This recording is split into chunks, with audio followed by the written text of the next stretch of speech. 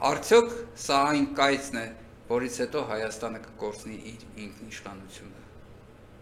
Թաքնված սև ուժերը փորձում են Հայաստանը վերածել արտաքին վերահսկողության ենթարկվող տարածքի։ Ապրիլի 23-ին, երբ իրականացնում է դաշնակցականների ավանդական դարձած հիշատակի արարողակարգը, սկաուտներն աննկատ թռուցիկներ են փակցնում, կոչ անելով մասնակցել իբր հիշելու և պահանջատիրության ոգին վառ պահելու համար։ Բայց այդ կոչերի հետևում թաքնված է այլ նպատակ՝ երկրի ներսում լարվածություն ստեղծել, արցախցիների հետ կազմակերպել քայլերթեր, ավտոշարասյունով շարժվել դեպի Սյունիքի սահման և այնտեղ կազմակերպել սադրիչ գործողություններ։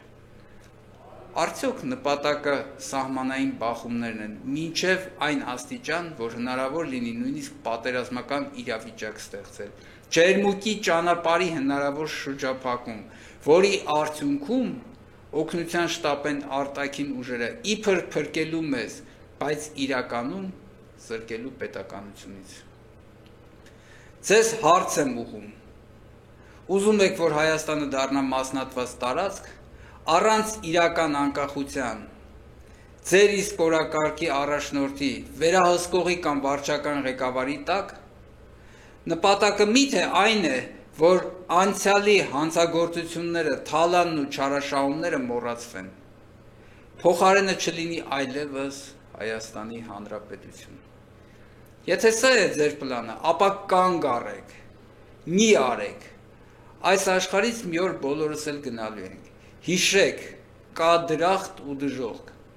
Եկեք ապրենք այնպես, որ արժանանանք լույսի, ոչ թե խավարի։ Սա է իմ հորդորը, եթե իմ վերլուծությունը ճիշտ է։ Դեմ եմ շարժումը ոչ միայն դեմ է օրվա իշխանություններին, այլ նաև դեմ է այս տեսակին,